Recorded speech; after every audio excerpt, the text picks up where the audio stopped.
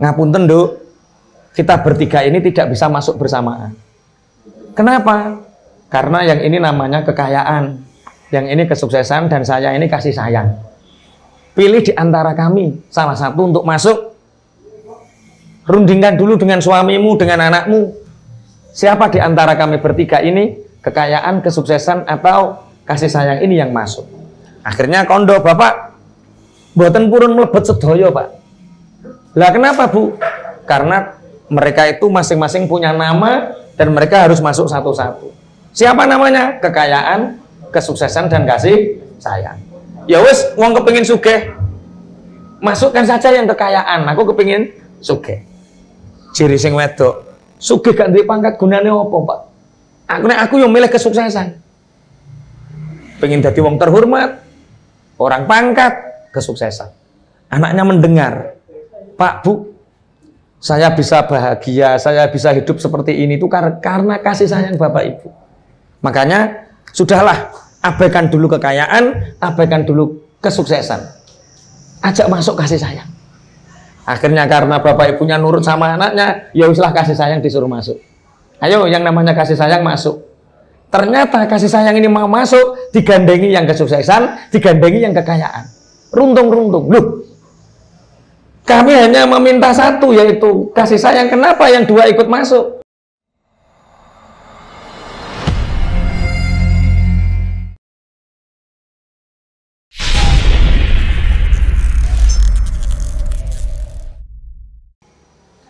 Untuk menggali potensi, termasuk dalam bola itu, Pak Yai.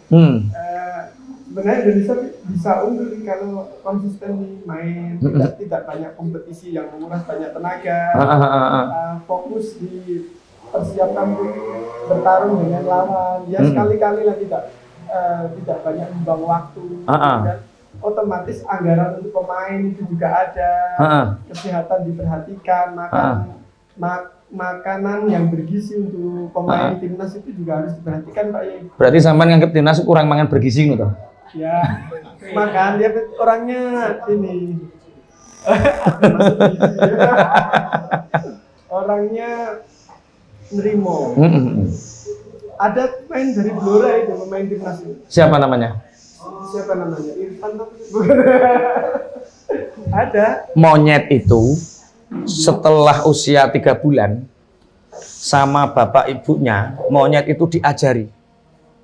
Ngajarinya itu, sekolahnya monyet itu berapa bulan, Mas Taufik? Dia diajari ambil makanan, itu hanya beberapa waktu, setelah itu dilepaskan oleh kedua orang tuanya dan bisa memberi makan bapak ibunya sampai tua. Itu monyet. Nah, kita kadang-kadang sekolah sampai S2 bingung golek panganan. Karena apa? Nggak konsisten, nggak terlatih. Mana ya kudu isin karo monyet terakhir. Iya. Kadang usia 23. Iya. S1 ya. S2 25. Karena belum dapat kerja, sekolah lagi S3 sampai usia 28. Iya. Belum menikah, belum dapat kerja lagi terlalu lama. Kan ada contohnya Rasulullah. Rasulullah menikah di usia 25. Sekitar sudah dapat kerja sekitar usia 20-an lah. Sehingga 25 sudah punya mahar. Kalau kita tadi kalau Pak Yai kan konsen di ini dunia para pengusaha. Usia 20 seharusnya sudah ada usaha. Udah bisa hidup lah. Bukan Pak Yai ya. Jadi mestinya anak usia balik kalau di sini itu ya 15 tahun. 16 tahun itu sebenarnya orang tua tidak berkewajiban untuk menafkahi. Sebenarnya loh, Mas. Adapun seandainya orang tua memberi nafkah setelah usia balik, itu memang menjadi sedekahnya, bukan kewajiban. Makanya saya punya teman ketika usia 15 menginjak 16 tahun dia dipanggil sama bapaknya, Jong, harta bapak itu ini sawah ini. Kamu sudah tak pondokkan, tak sekolahkan mulai lulus SD sampai sekarang usiamu 16 tahun. Dalam ajaran bapak, ajaran Islam, kamu sudah tidak menjadi beban bapak lagi. Kamu monggo mandiri, ingin sekolah monggo, ingin mondok monggo, tapi uang bapak untuk dakwah, uang bapak untuk agamanya Allah, uang bapak untuk nangis ketika itu. Saya itu dirangkuli bapak begitu kejam. Melihat anak-anak SMA dibiayai, sedangkan usia dia baru kelas 2 SMA sudah tidak dibiayai. Saat itu di pesantren ikut, akhirnya tak besi, ayo melu aku. Kemana Mas? Wis to melu, tak jak sowan ngene Pak Yai. Tak kula matur Mbah Yai, niki rencang kula niku kasusnya ngeten. Beliau niki komitmen bahwa anak nek wis balik ora usah dibiayai. Lah, sakniki piyambake niki pun mondok teng mriki, mumpun Alfiah Sani. Cara saiki ini yo usia SMA kelas 2. Sudah menghafalkan Alfiah Sani, bapaknya mboten ngirimi wesel sampai sak terusnya. Dulu masih pakai wesel ya pengiriman. Pengiriman pakai wesel. Akhirnya Mbah Yai ngendikan, "Ya Cung, awakmu tak anggap dadi anakku, wis mergawe saenenge, bantu-bantu ning dalem, makan ikut kami, nanti kamu ikut ngaji, ikut sekolah madrasah sebagaimana anaknya." Sampai lulus. Bapaknya enggak ikut biayai sama sekali. Akhirnya dia menikah. Bareng menikahi terbiasa Mas Mili. Terbiasa menanggung beban hidup. Akhirnya, oh iya, bener ya. Seandainya aku jadi anak manja, sekolah SMA minta orang tua, kuliah minta orang tua, nikah minta orang tua. Dan ini bangsa Indonesia menghadapi ini. Gampangannya umpama elek omong, bocah nom saiki umur 30 jek nyusu makane. Gak kira-kira man. Aku gak ngendol sampean lho, maksudnya aku gak ngendol sing lemu-lemu gak yo. Maksudnya sekarang ini masalah kita ngono maksudnya. Anak itu dimanjakan sampai kuliah dibiayai, bahkan S2 pun seakan-akan mereka itu tidak punya beban bahwa saya itu oleh Allah diciptakan menjadi seorang fata, seorang pemuda yang punya banyak maziah. Mestinya saya ini warasatul ardi. Saya ini menguasai bumi ini dengan apa yang menjadi keseharian saya. Apa yang menjadi diunggulkan dari pribadi saya ini. Orang kok terus ngatong terus.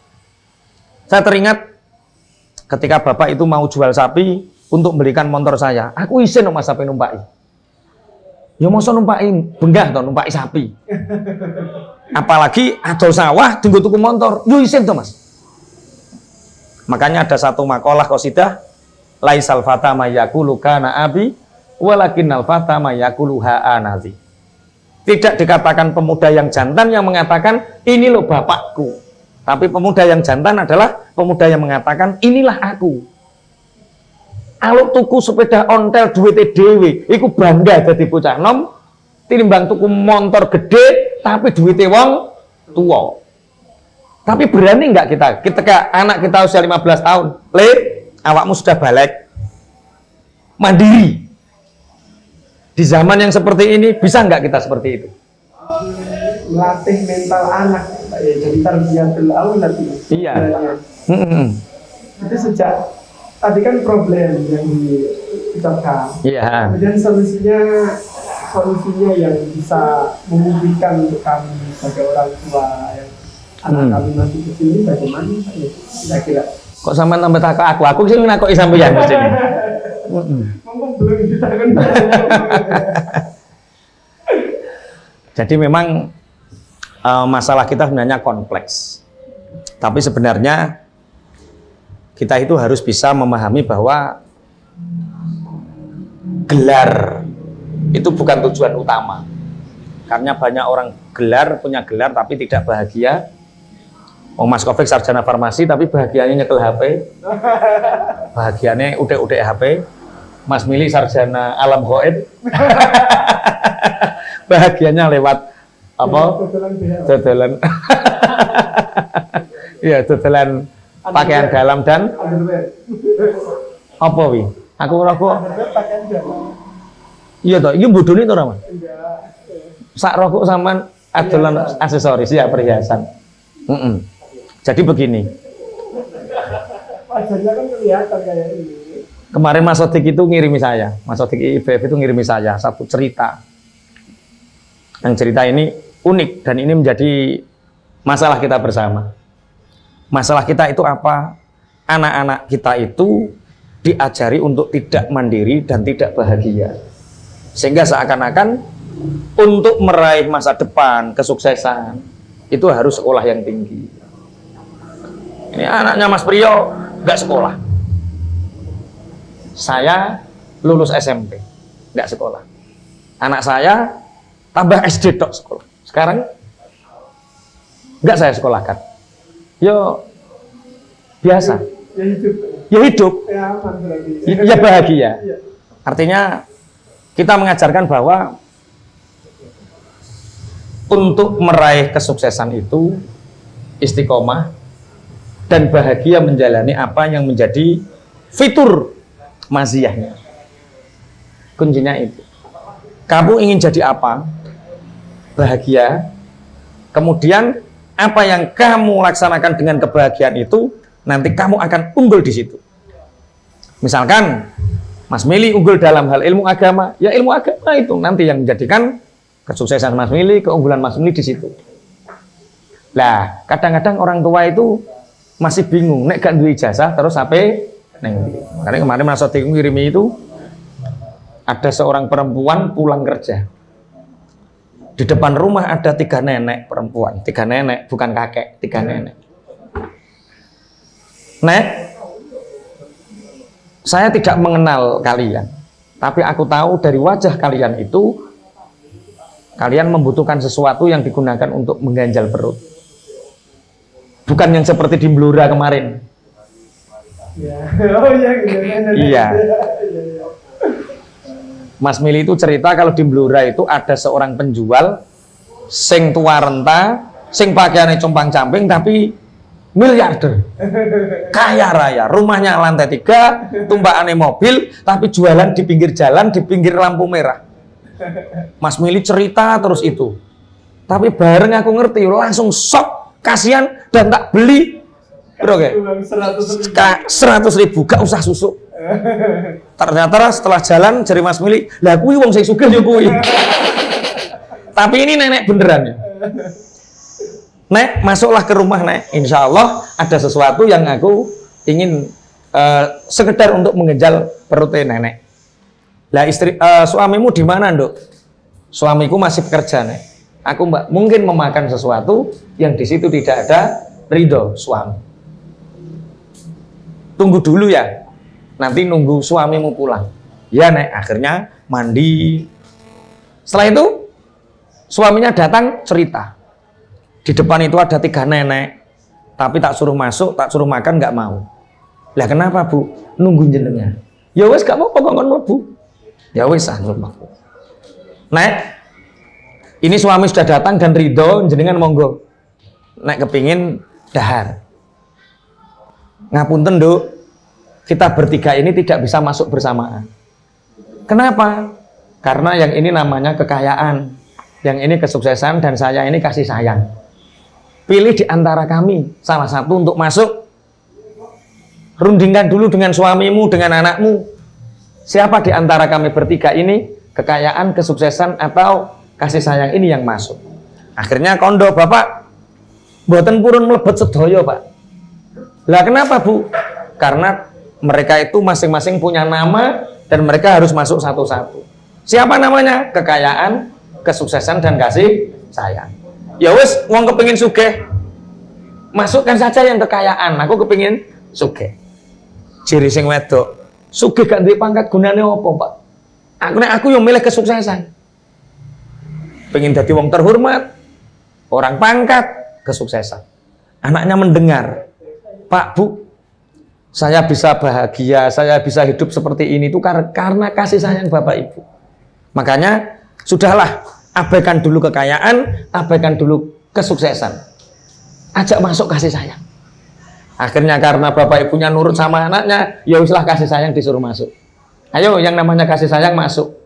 Ternyata kasih sayang ini mau masuk, digandengi yang kesuksesan, digandengi yang kekayaan. Runtung-runtung. Loh, kami hanya meminta satu, yaitu kasih sayang. Kenapa yang 2 ikut masuk? Katanya tidak bisa. Ngapunten, kami bertiga ini yang bisa melihat, yang melek itu hanya kasih sayang. Jadi kalau yang masuk kekayaan karena dia buta, ya hanya kekayaan saja. Yang membimbing kami itu kasih sayang. Maka di mana kasih sayang berada, maka di situ ada kekayaan dan kesuksesan. Makanya kami, karena Anda memilih kasih sayang, maka ketiga-tiganya ini masuk. Dari cerita ini, mungkin Mas Vini bisa menjelaskan. anak kita kurang kasih sayang. Anak kita kurang bahagia.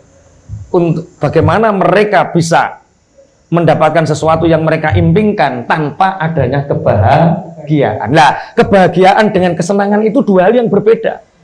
Orang tua zaman sekarang untuk mengaktifkan fitur-fitur dalam tubuh, maziyah yang ada di dalam tubuh, banyak anak diberi kesenangan tanpa diberi kebahagiaan.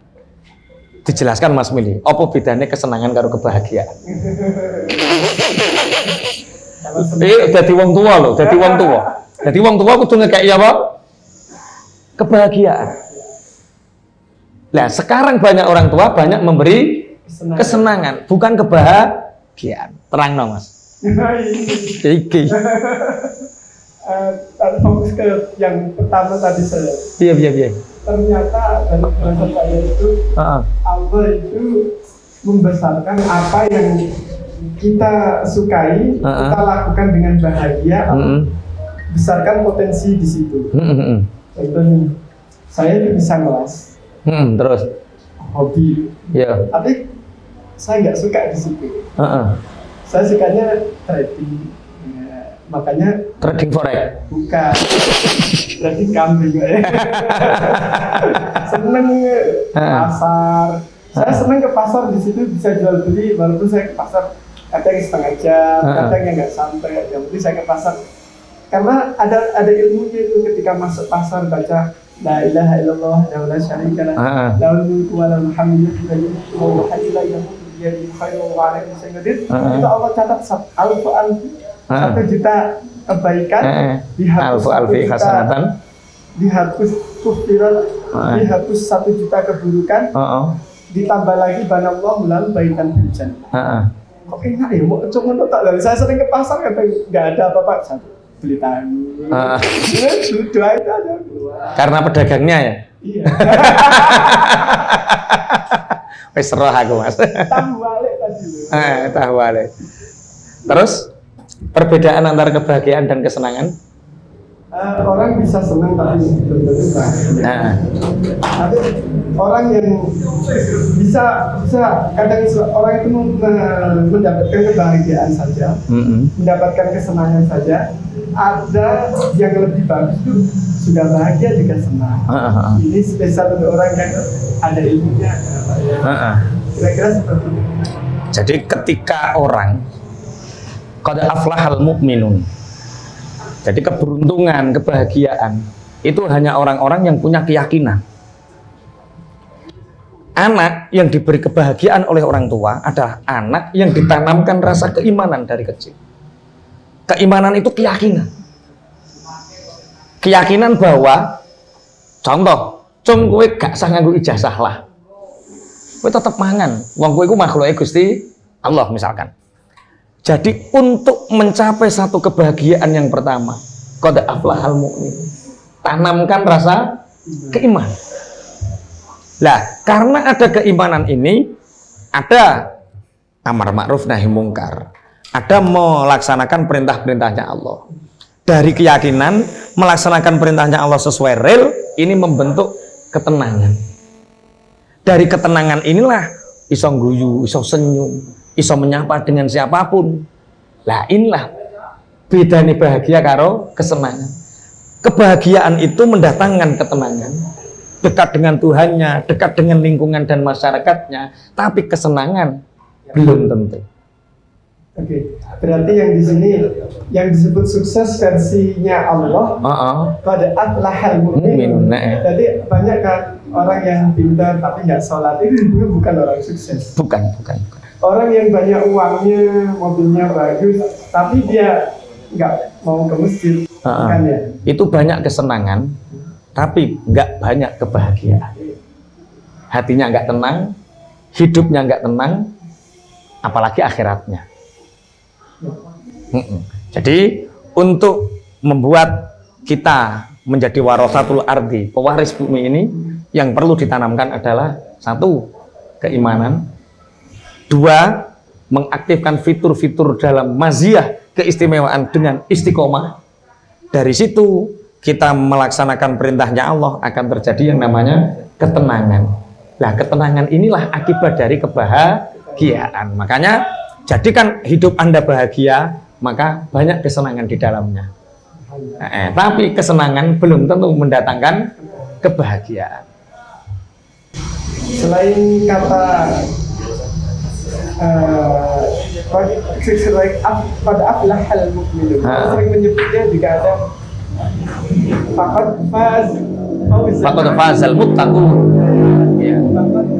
Faqad fazal muttaqun, maka beruntunglah, berbahagialah orang-orang yang senantiasa bertakwa. Nah, bertakwa ini yang saya sebut dengan menjalankan perintahnya Allah, meninggalkan larangannya, maka hidupnya akan bahagia.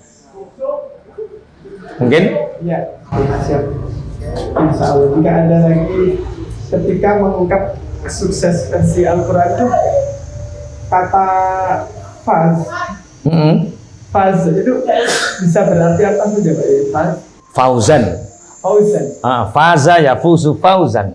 Fauzan itu bisa berarti keberuntungan, bisa berarti kemudahan, bisa berarti kesuksesan. Mirip dengan al-falah. Falah itu, tapi al-falah itu korelasinya dengan kemenangan. Tapi kalau fauzan itu keberuntungan, kemudahan, itu fauzan. Kebahagiaan itu fauzan. Ya, selain itu juga ada ayatnya diberikan hayatan thayyibah. Itu dekat dengan fauzan azim. Ayatnya berdekatan. Kemenangan yang besar, kesuksesan yang besar, itu akan berdampak pada hayatan thayyibah. Itu ayatnya begini, famang zuziha anin nari wa udkhilal jannata faqad faz wa mal hayatud dunya illa mata'ul ghurur.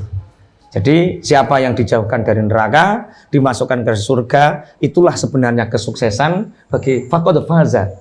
Faqad faz, maka sungguh dia menjadi orang-orang yang sukses.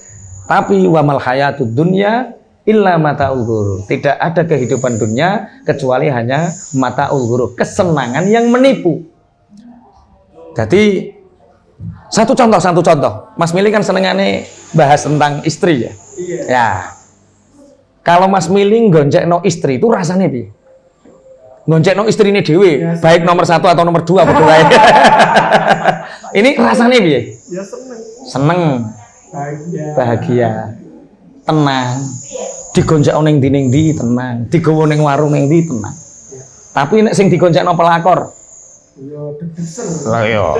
Wis ra tenang dulu. Plengan. Sopo sing ngerti Mas Dimas to ora? Omahe gang kono nek ngedono ning kecamatan kono, kongkon numpak Gojek. Pakai topeng itu. Heeh, nah itu. Lah itu. Wamal hayatud dunya illa mata'ul ghurur. Itulah mata'ul ghurur, kesenangan yang menipu. Deg-degan, tapi sensasinya gak koyo sing pelakor. Tapi ojo jajal untuk buat jajal. Artinya ini bahwa dunia itu kesenangan yang menipu, bukan kebahagiaan. Kebahagiaan faqad faz. Kebahagiaan itu ya ada ketenangan. Goncek yo penak, neng ndi yo enak. Sama. Siapa yang melakukan perintahnya Allah hidupnya bahagia. Siapa yang buru dunia hidupnya penuh kesenangan, tapi tertipu oleh kesenangan. Jadi seperti ini loh Mas Mili. Kita besok berjuang di daerah Mu'alaf ya. Di daerah di 6 kampung Mu'alaf di Malang itu, ya mungkin rekoso, ya kesel, duit yang tak akeh, tapi di situ ada ghirah, di situ ada kebahagiaan. Masuk kesel, tapi marem. Tapi ketika kita numpuk harta terus tidak ada ghirah perjuangan di situ, kita sampai ke mana? Nggak ngerti. Jadi golek dunia tanpa tujuan, itu padha karo mangan kuaci. Ngerti kuaci? Iya. Piye? Kenyang enggak, capek iya. dititili terus sampai lidas. Iya. Ngerti wetenge kembung. Tapi gak wareg. Nah itu. Mane kok nek eneng wong golek donya nemen-nemen kandhane aja mangan kuaci akeh-akeh. Aja mangan kuaci akeh-akeh. Mungkin cukup Mas Mili. Teman-teman ingin istirahat. Besok pagi kita sudah fake ya soalnya ya. Insyaallah. Kita tutup dengan doa kepada Tuhan. Subhanakallahumma wa bihamdika asyhadu an la ilaha illa anta astaghfiruka wa atubu ilaik. Assalamualaikum warahmatullahi wabarakatuh.